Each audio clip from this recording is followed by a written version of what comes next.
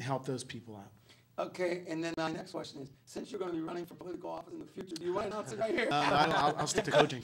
No, I think you'd be a good official, actually. But it's your turn. Daddy, Yes, honey. where's your favorite place to go? My favorite place to go is anywhere that you and Mommy are. That's very true. I was telling somebody the other day, and I mean this with all my heart.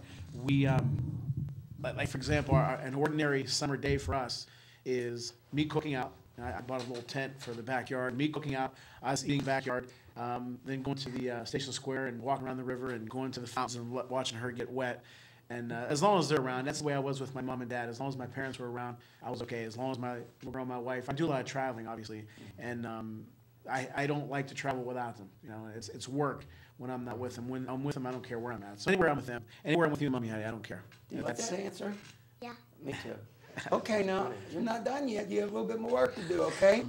Now, I'm going to cheat. I'm going to cheat, everybody. I want you to ask either Linnell or his young lady daughter here or Miss Darlene a question. You have to ask them a question. It's a tough one. You can do it. Any question you want. Anything, even what color what's their favorite color, whatever you want to ask them. We can come back to her. She wants to know. Any question. Where's your favorite place to go? Okay, where's your favorite place to go? Well, you want to answer that? He's like, no, I want to hide. Yeah. Well, I won't go far as answer. All right. We had a wonderful vacation in at Apollo Beach in Florida. Wow. We probably hit about every beach in the area. Wow. And we just had a wonderful time just enjoying the seaside, and being close to the ocean. I had a chance to jet ski, and we just had a wonderful time having dinner with live entertainment. And Talana here even happened to participate in some of the festivity going on. One of the singers to the band allowed her to come up on stage, and she sang along with him. It was just a wonderful sunset night that you could never forget. So I have to say Florida would be one of our favorite places. Would you guys agree? I'll tell you what, everybody.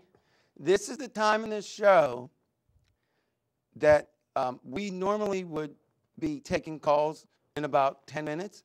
But I'll tell you what, Yori, if you have it queued up, let's go ahead and go into the PSA.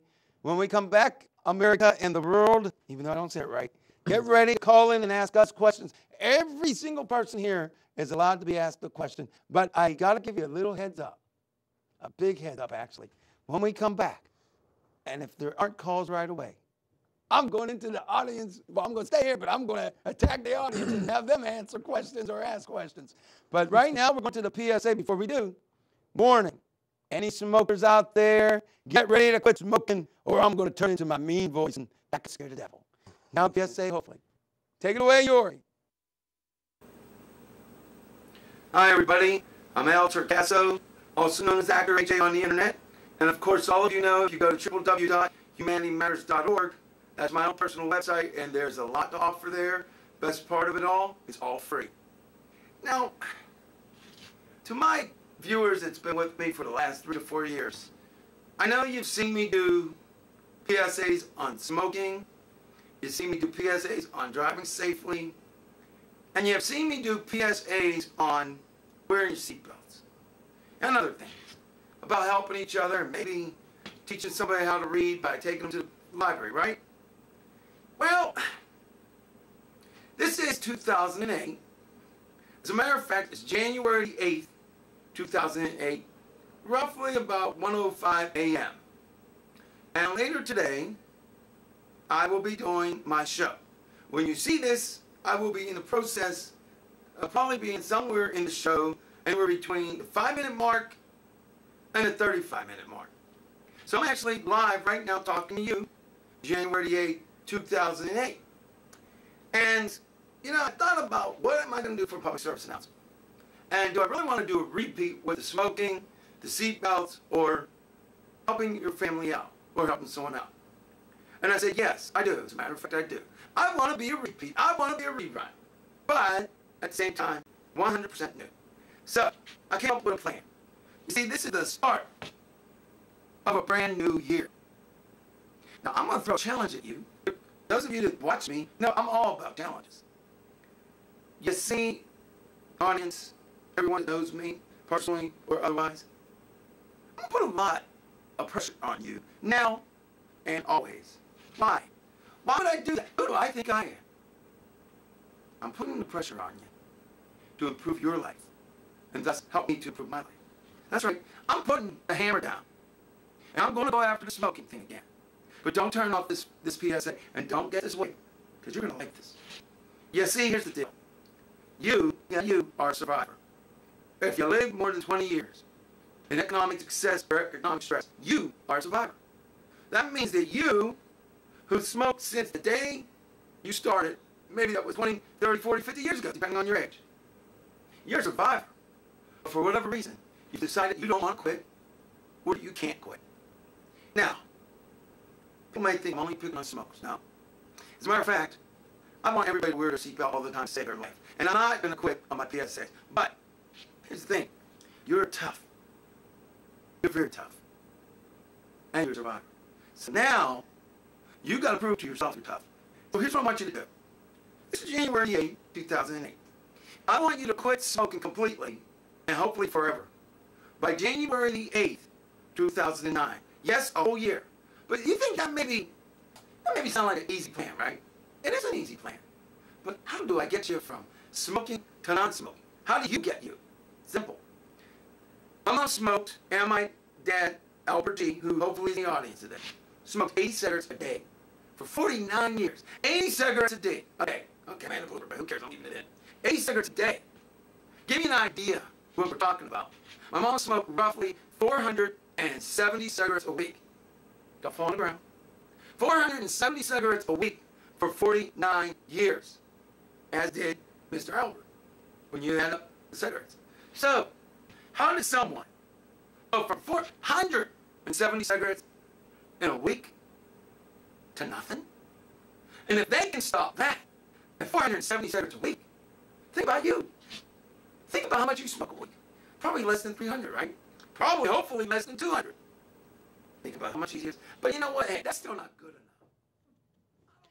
Actually, made a little blooper. My mom didn't smoke 470 cigarettes a week. That's a lot, right? Nah, I was wrong. She smoked 540 a week. So someone in this studio is a smoker who will remain nameless. But that person does not smoke 540 cigarettes a week. So the PSA is pretty long. We don't need that long-windedness. But what I will say this, it's very simple how I can get you to quit within a year. I can't, but you can. Here's what you got to do.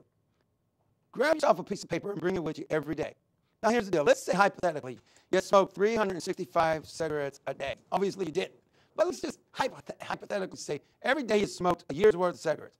Well, what you do is tomorrow you go down to 364, and I'm going to ask you to continue to go down only one less cigarette a day. So if you smoke 10 cigarettes, go down to 9 until you get to 1.